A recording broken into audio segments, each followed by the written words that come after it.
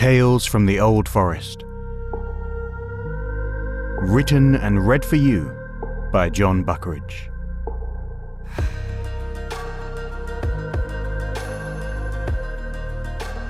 Chapter 9. Walking Alone.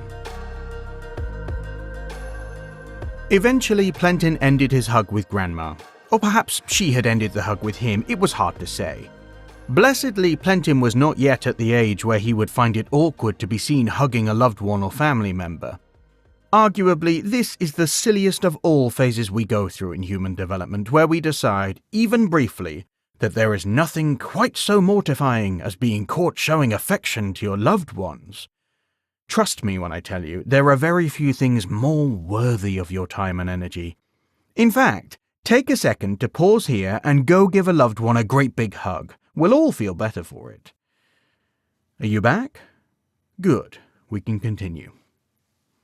Eventually, Plentyn's hug with Grandma came to an end, and when she looked down at him, her purple-green eyes fizzing with tears over her broad grin, he could tell that no words were needed. After that, Jabari and Amana had led them to a sheltered spot in their green oasis between the rocks, where more of the lion pride were lounging in dappled sunlight. Despite Plentyn's enjoyable interaction with Jabari and the respect Grandma clearly held for the pride, it was difficult not to feel daunted when looking at the big cats. Every now and then one of them would open their mouth in a great yawn, or flex a huge paw, and Plentyn would see the hidden teeth or claws within. While his head kept telling him he was probably safe and sound, some primal part of him at the back of his brain was making a studied effort to convince him that burrowing underground may be a very good idea right now. It was only when he noticed Maximus, still standing proud between Hopper's ears, that he discovered his fortitude. If the tiny harvest mouse could hold his nerve while surrounded by his people's most terrifying predators, then so could he.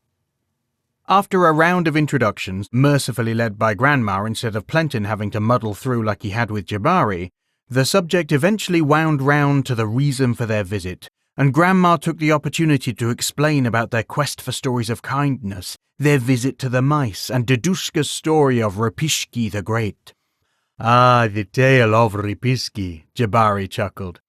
"I am glad to hear that story is still being told, and old Dedushka is still the one telling it. Though I would say that the lions tell that story a little differently from the way the mice do." "You tell it differently?" asked Plentyn. "But surely the story is the story. You can't change it." "Ah, young one," Jabari replied. "You will find that a story may stay the same for 100 years, and yet it will change 1,000 times depending on who tells it. For instance, if I ask you to tell me the story of this place," he lifted his great head, taking in the plant-clad rock formation surrounding them, "you may tell me how green it is. But Brother Kangaroo," his head nodded to Hopper, his mane rippling softly, "may tell me the sound the wind makes as it whistles through the rocks. Still, Sister Squirrel," he nodded to Red, "may tell me of the fruit she claims from the plants that grow here. And yet Brother Mouse," he gestured to Maximus, "will tell me of the towering size of the rocks. So, you have all told me the same story, and yet none of you have told me the same story." Plentyn paused for a moment, reflecting on that. "So, how do the lions tell the story of Repishki differently?" he asked. "Firstly, it is not the story of Repishki," Jabari began. "It is the story of Bomani." Plentyn leaned in, eager to hear more. "You see, Bomani was a great warrior and hunter among the lions. There were none who could best him in battle or in the hunt. Wherever he stalked his prey, he would always bring them down, and he earned great respect and honor among the lions. Yet Bomani was not proud or vain. When he fought, it was to defend his pride. When he hunted, it was to feed his pride. He sought never to take a life without it benefiting another.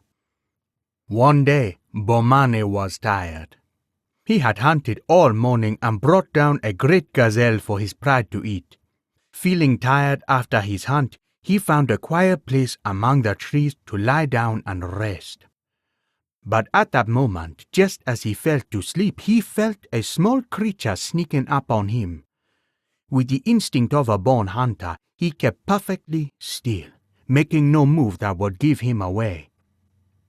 He waited, giving the creature a chance to run, but instead it crept up to him and, to his amazement, walked right up onto his tail and onto his great head.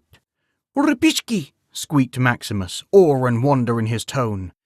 Jabari inclined his head to the tiny mouse in agreement. "Ripishki indeed," he confirmed. But at that moment he was nothing more than an irritation to a tired lion in need of rest. At last the mouse danced in front of him, hurling insults, and Jabari's temper got the better of him. He may have been a wise warrior, but he was still a warrior with a warrior's passion. His paw slammed down on the small mouse, and in his anger he made to kill it. It had shown him no respect, and it had stirred him from his well-earned rest. The mouse was his to kill. And yet it showed great bravery, and Bomani was impressed. It was no mean thing for a small creature to hold his nerve in the face of one such as him. And besides, if he were to kill the mouse, what does this benefit the pride? So, showing kindness, Bomani let the mouse go, despite the insult it had paid him. Sometime later, Bomani came to an unfamiliar part of the forest, and there he found a lion cub struggling against a rope on the ground. The cub was not from Bomani's pride, and yet he was young and innocent, and Bomani could not just leave him there to die. The rope was a thing of men, and this meant men would soon be there to take the cub. Acting quickly, Bomani leapt forward, biting down upon the rope and freeing the cub, who ran away to safety. But as he did so, Bomani felt the hunter's snare snap shut around him. He was trapped. No matter how hard he struggled, he could not make himself free, and so he lay there waiting for the men to return, bringing death with them. At that moment, who should chance by but the very same mouse Bomani had spared? In payment of this debt, the mouse leapt up and freed Bomani by biting through the ropes, just as Bomani had freed the cub. And so it was that through Bomani's kindness, he had inspired kindness in return, and Bomani and the mouse remained friends for as long as anyone can remember. Jabari's story came to an end, and Plentyn sat for a moment, reflecting on all the ways that it was the same and all the ways that it was different. And yet the real core of it remained. "It's still about kindness," he mused out loud. "I mean, the mice think they showed kindness first, and the lions think they did, but really it doesn't matter. All that matters is that they were kind to each other, and both their lives were better for it." "Indeed they were," Grandma chimed in. "And you've hit quite the nail on the head there, my lad. You see, at a certain point you realise that kindness don't keep count, and it ain't real kindness if it does." "What do you mean?" asked Plentyn. "If I do something nice for you, lad, maybe I cook your favourite meal or lend you a book, but then I say, you owe me. Is that kindness?" she asked. "No," replied Plentyn without even having to think. "That's a favour, or even he struggled for the word and flapped his hand around in frustrated inarticulation. "A debt?" Grandma offered helpfully. "An obligation?" "Yes," Plentyn agreed. "Either of those. Both of those. You've taken something really nice and made it really horrible." "Exactly," Grandma confirmed. "Kindness comes with no strings attached, or else you make it into something quite different. You can't give with a closed fist. You can only give with an open hand." "Ripishki is still hero," chimed Maximus, a stubborn set to his little jaw. In response, Jabari threw his great head back in a warm laugh. "Brother Mouse," the lion announced, "I do not think I can fault you for this belief. If ever there were a brave mouse, it was Ripishki, and I have never met one braver until today." At this generous compliment, Maximus's tiny form seemed to inflate with pride, and Plentyn could swear the little creature raised up a full inch off the top of Hopper's head. Time passed, as it is in the habit of doing, and the 5 companions chatted back and forth and swapped stories with the pride. As the sun started to fade, though, they decided, without the need for discussion, that they should be on their way. The pride's hospitality was warm and kind, but the 3 herbivores were still a little on edge, and none of them quite fancied the idea of bedding down in lion country. As they began trekking back across the open grassland, and Plentyn felt that same feeling of discomfort at how wide and bare it was, he felt he could hardly blame them. Only Hopper really looked at home as they made their way through the plains. Quite forgetting the predators that might be nearby, he took off bounding through the dry grasses, Maximus letting out a little shriek as they flew together. With no trees or roots to trip him, Hopper could really unleash his considerable pace, and his wide, flat feet sent the 2 of them skating across the landscape like a rocket. "This such awesome!" came Maximus's excited cry as they circled Plentyn and Grandma a few more times before whipping away again. Grandma tracked them with her brilliant eyes, a contented grin playing about her lips. "It does my old heart good to see creatures come together like that," she chuckled. She stretched out a chestnut arm and snaked it around Plentyn's shoulder, forcing Red to adjust her position. "And it does my old heart even better to see you coming together with more of the creatures too. What did you make of Jabari, eh?" "He's quite something," breathed Plentyn. "Ain't he just?" agreed Grandma. "One of the very best the forest has to offer, I'd say." "You did say that the bigger creatures' avatars were less powerful, though," Plentyn challenged. "And Jabari gave a sense of incredible power." "He did, didn't he?" said Grandma. "But here's the thing, lad. There's a lot of Jabari's power that ain't supernatural. He's the avatar of the lions, yes, but even if he weren't, I'd wager he'd still be a pride king and well respected among all lion kind. Some people don't need power to gain respect. Do you see what I mean?" "I think so," Plentyn replied. "I like him," sent Red. "He showed where good fruit was." Plentyn hadn't noticed Red had gone anywhere during their time with Jabari's pride, but clearly she must have done, because at that moment she pulled a bright red fruit out of Plentyn's hood and began eating it with happy little munching sounds. "Have you been using my hood to store berries in?" asked Plentyn, incredulous. "And nuts," confirmed Red unashamedly. "Big hood, fits lots," she went on. Plentyn never got to ask her more, because at that moment Hopper and Maximus came crashing back to the group. "Make way for the speedsters!" Hopper sent, and he burst in between Grandma and Plentyn, knocking them apart. The 2 of them grinned as they looked back at Hopper and his excited passenger. "I go first!" cried Maximus. "I fastest mouse in all mousekind." Plentyn giggled at his enthusiasm.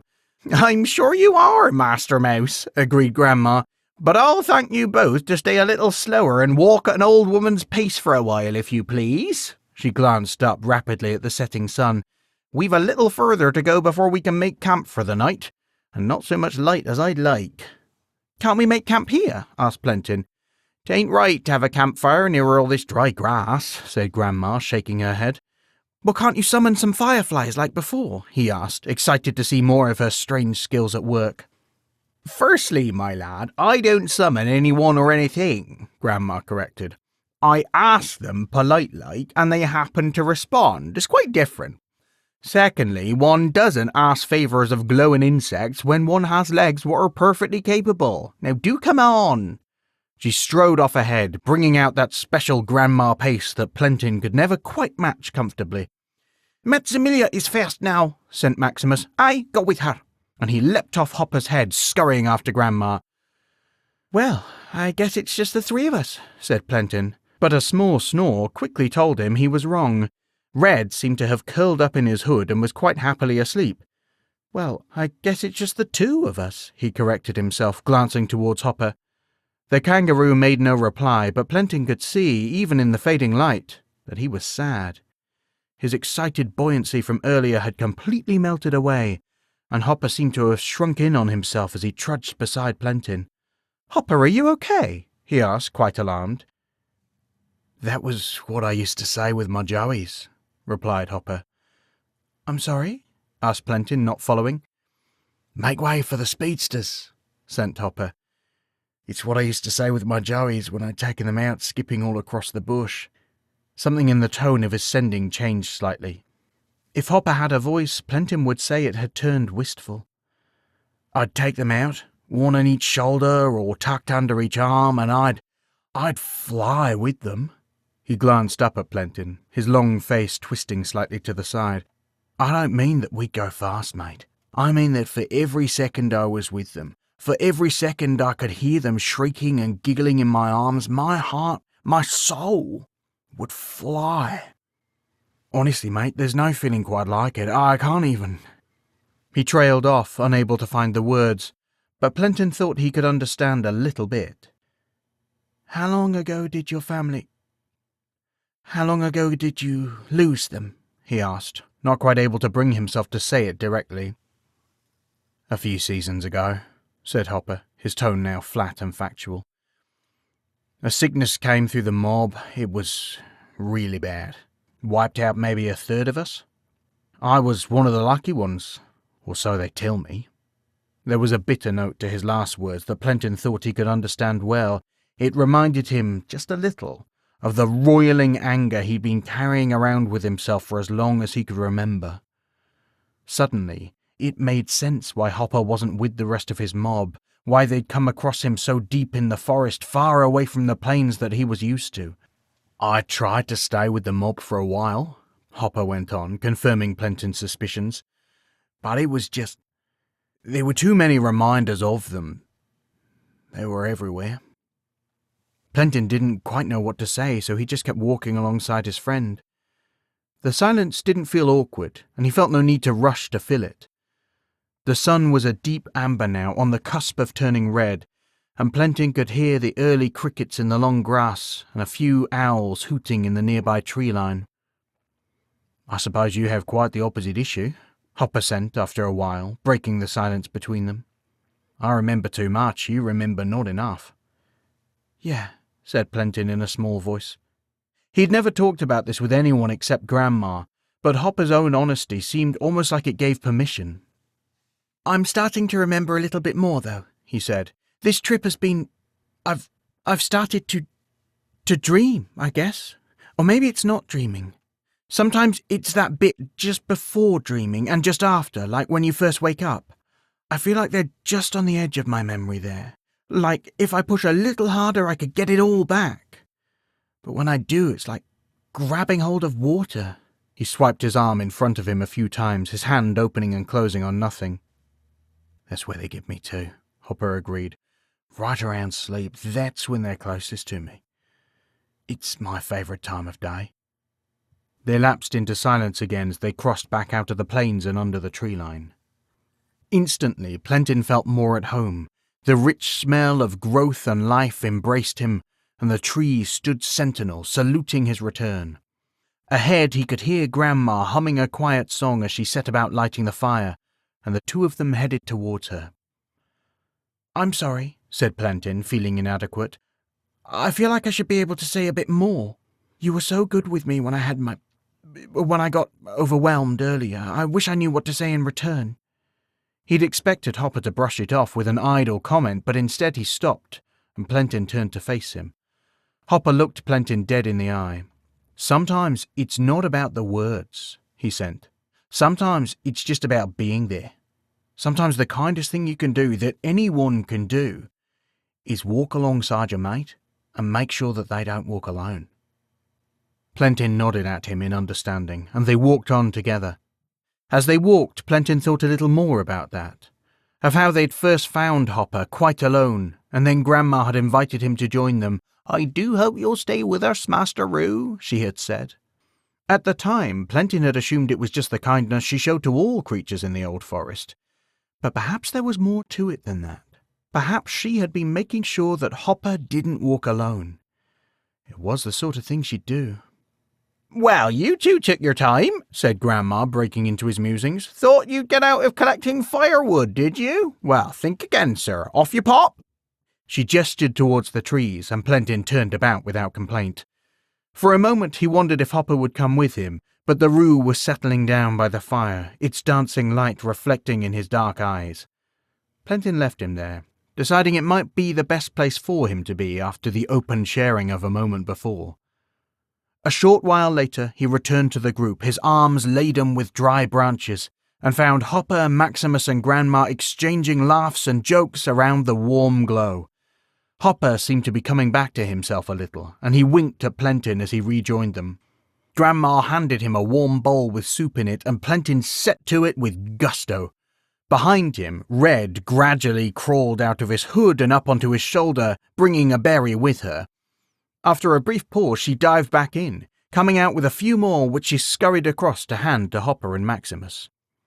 The five of them passed the evening peacefully, sometimes laughing and joking, sometimes sharing a story, and sometimes enjoying the crackling of the fire and the sounds of the forest around them. Somewhere in the distance, a storm was gathering, but they all instinctively knew it wasn't coming their way and enjoyed its distant rumbling. After a while, Plentyn felt the tug of tiredness on his eyelids. He pulled up his hood, shooting a quick glare at Red as he had to fish out 3 or 4 berries he found in there, and settled back into his blanket to sleep. Just as he'd expected, and as Hopper and he had discussed, when he found that moment right on the cusp of sleep, he found his parents waiting for him.